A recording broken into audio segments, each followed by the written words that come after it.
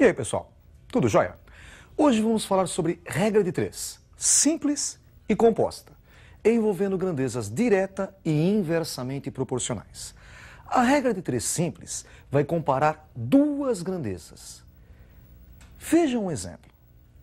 Num certo instante do dia, um poste com 12 metros de altura projeta no solo uma sombra de 3 metros. Qual o comprimento da sombra de uma pessoa que mede 1,60 m de altura no mesmo instante? Nós vamos comparar então a altura com a sombra. Nós temos a altura do poste, que é 12 metros, e a sombra dele, 3 metros. A altura da pessoa, 1,60 m. A sombra da pessoa vamos chamar de x. São duas grandezas diretamente proporcionais. Quanto maior a altura, maior a sombra. Então nós colocamos duas setinhas orientadas para o mesmo lado. Por exemplo, como eu coloquei a primeira setinha para cima, a segunda eu também coloco para cima. Quando você tem essas duas grandezas, você tem duas frações. A primeira fração, 12 dividido por 1,60, igual à segunda fração, 3 dividido por x. Multiplicando em cruz, 12 vezes x, 12x, igual a 3 vezes 1,60. Temos então 12x igual a 4,80. Dividindo os dois lados por 12, ficamos com x igual a 4,80 dividido por 12, x igual a 0,40 metros, que seria correspondente a 40 centímetros a sombra dele. Vamos ver mais um exemplo com regra de 3 simples, também envolvendo grandezas diretamente proporcionais. Veja um exemplo. Um carro consome 12 litros de combustível para percorrer um trajeto de 150 quilômetros. Quantos litros gastará para percorrer 250 quilômetros? Nós temos então a quilometragem e o consumo dele. 150 quilômetros necessitam de 12 litros. 250 quilômetros, x litros. Também são grandezas diretamente proporcionais. Quanto mais o automóvel andar, maior será o consumo. Pegamos então as duas flechinhas e orientamos para o mesmo lado. Ficamos com 150 dividido por 250, igual a 12 dividido por x. Multiplicando em cruz, 150 vezes x é igual a 12 vezes 250, 250 vezes 12. Encontramos assim 150 vezes x igual a 3.000. Dividindo os dois lados por 150, ficamos com x igual a 3.000 dividido por 150, x igual a 20 litros. Vamos agora ver um exemplo com regra de 3 envolvendo grandezas inversamente proporcionais. Veja um exemplo. Um avião, voando a uma velocidade de 300 km por hora, faz o percurso entre duas cidades em 2 horas. Se aumentar a velocidade para 400 km por hora, qual será o tempo necessário para fazer o mesmo percurso?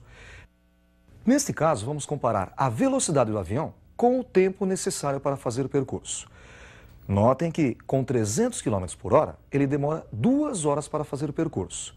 Se nós aumentarmos a velocidade para 400, o tempo vai diminuir. Então, as grandezas são inversamente proporcionais. Como eu orientei a primeira flecha para cima, para mostrar que elas são inversamente proporcionais, eu oriento a outra para baixo. Para fazer o cálculo, as duas flechas devem ter o mesmo sentido. Então eu posso inverter uma delas. Por exemplo, vamos inverter a segunda. 2 desce e x sobe. Agora as flechas têm o mesmo sentido. Basta igualar as frações. 300 dividido por 400 igual a x dividido por 2. Multiplicando em cruz, 400 vezes x, 400x, igual a 300 vezes 2, que é 600. Dividindo os dois lados por 400, ficamos com x igual a 600 sobre 400. Simplificando por 200, obtemos 3 meios. 3 horas dividido por 2. 1,5 horas.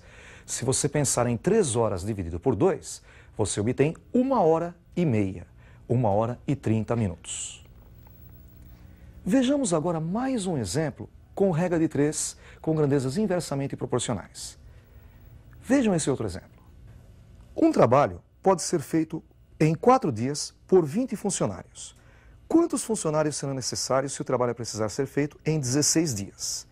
Agora nós vamos comparar os dias com os funcionários, com os operários. 4 dias necessitam de 20 operários. 16 dias, X operários. Notem que quanto mais gente você tem para trabalhar, menos tempo você precisa. São grandezas inversamente proporcionais. Então, orientando a primeira flechinha para cima, a segunda ficará orientada para baixo. Vamos inverter a segunda. 20 desce e X sobe. Ficamos com 4 sobre 16 igual a X sobre 20. Multiplicando em cruz, 16 vezes X igual a 4 vezes 20. 16x igual a 80.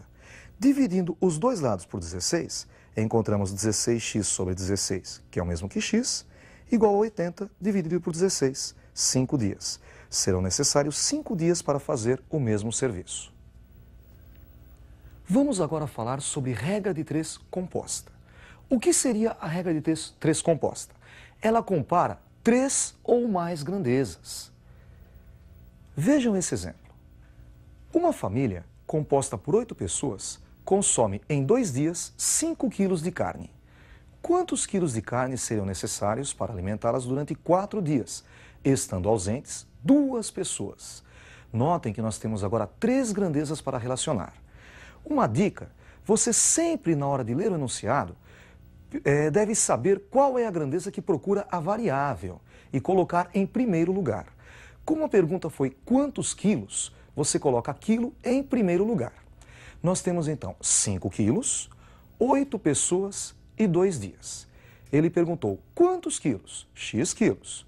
Lembre-se que 2 pessoas estavam ausentes. Nós tínhamos 8 pessoas, 2 estão ausentes, são 6 pessoas agora. E durante 4 dias. Todas essas grandezas são diretamente proporcionais. Porque pensa bem, se você tem 5 quilos para o consumo de 8 pessoas, 2 pessoas saem, elas vão consumir menos. Quando diminui o número de pessoas, diminui o consumo, diretamente proporcionais.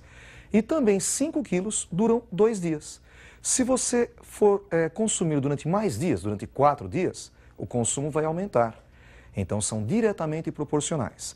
Outra coisa, sempre você vai comparar apenas a grandeza da variável com as outras grandezas, nunca as outras entre si.